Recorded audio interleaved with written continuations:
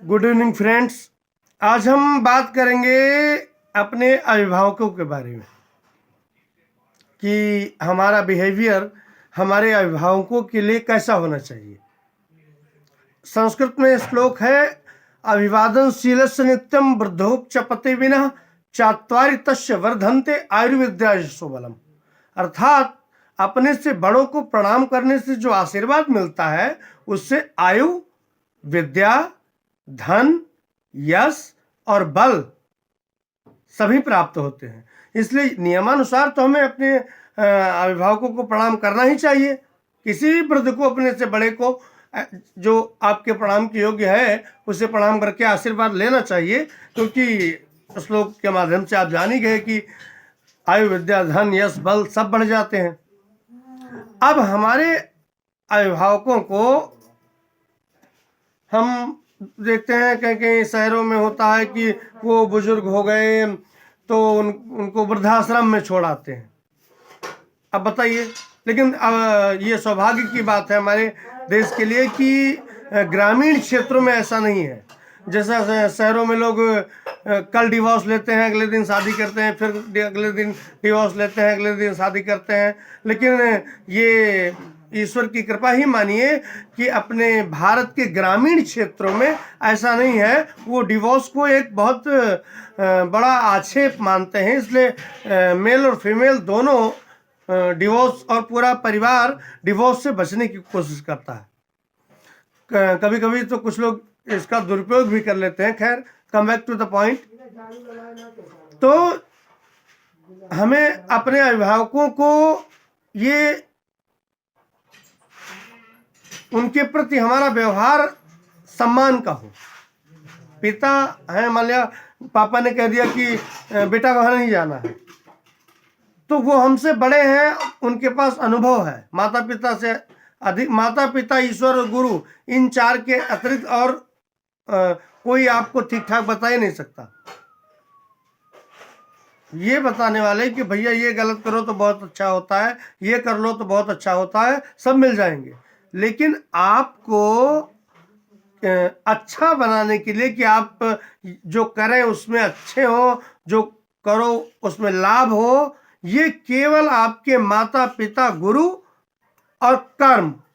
माता पिता उसमें सहयोग करेंगे, गुरु बताएगा, मार्गदर्शन करेगा, और कर्म आपको करना है। यदि आपने मेहनत से कर्म कर दिया, सफलता आपके कदम छूएगी। तो इसलिए हमें जरूरी नहीं है कि किताबी ज्ञान ही आवश्यक हो। आप बहुत पढ़े लिखे हो लेकिन आप संस्कारी ना हो तो लोग कहेंगे किसका लड़का है, किसके यहाँ पढ़ता है। असभ्यता आप कहीं कर दे, किसका लड़का है, किसके यहाँ पढ़ता है, किस स्कूल में पढ़ता है, किसका बेटा है। और अगर आप कहीं कोई अच्छा कार्य कर देते हैं, मान लिया एकाएक बहुत अच्छा लगा लोगों को, तो वही लोग कहेंगे भाई किसके यहाँ का है, किसका लड़का है। पिता का नाम रोशन किया उसने, किस स्कूल में पढ़ता है, विद्यालय का नाम रोशन किया उसने।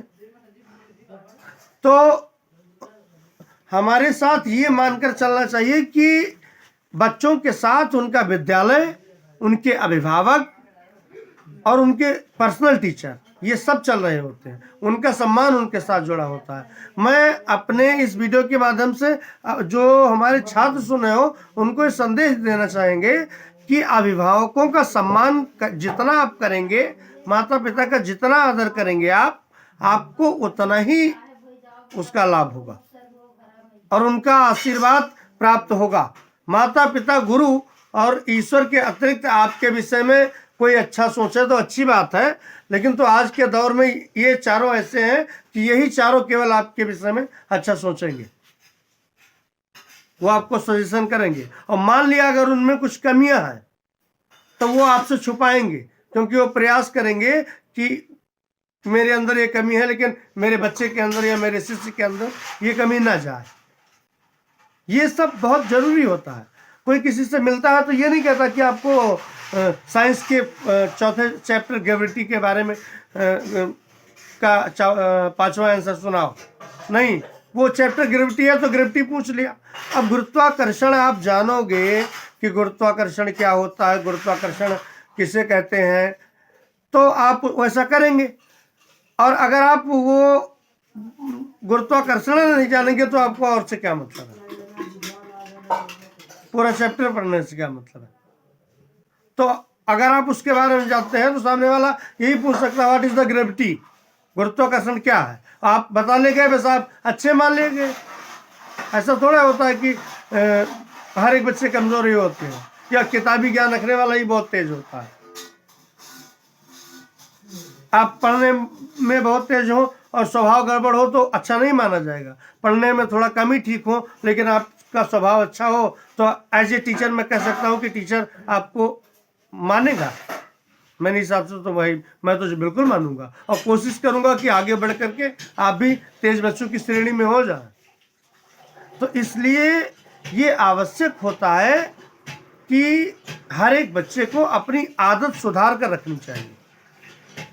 बड़ों का आदर करना चाहिए, माता पिता गुरु बड़े भाई हैं, अगर वो कुछ कह रहे हैं तो आप ये जरूर सोचो। हो सकता है मैं आपको बताऊं, एक छोटी सी कहानी याद आ रही है।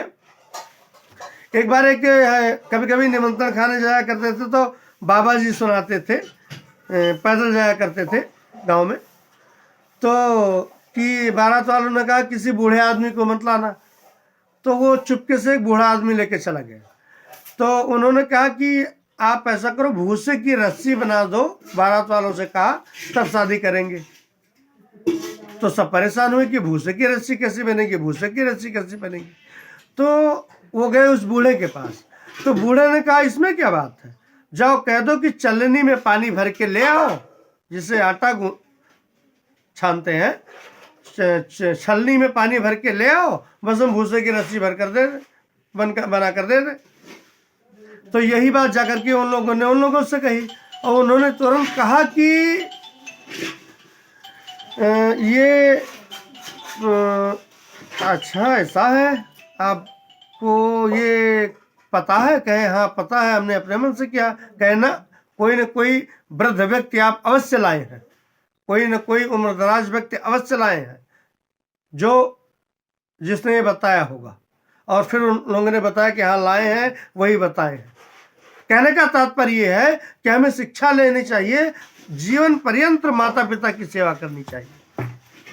और यदि आप जीवन पर्यंत माता पिता की सेवा करते रहे, गुरु की आज्ञा का पालन करते रहे, अच्छे कार्य करते रहे, मेहनत करते रहे, तो सफलता आपके कदम चूमेगी मित्रों। सफलता दौड़ के आपके पास आएगी, आपको नहीं जाना पड़ेगा। आप हमसे सहमत हो तो आशीर्वाद स्वरूप वीडियो को लाइक करिए, चैनल को भी सब्सक्राइब कर लीजिए ताकि हम अपनी बात आप तक पहुंचा सकें, और हो सके शेयर भी कर लीजिए। Thank you.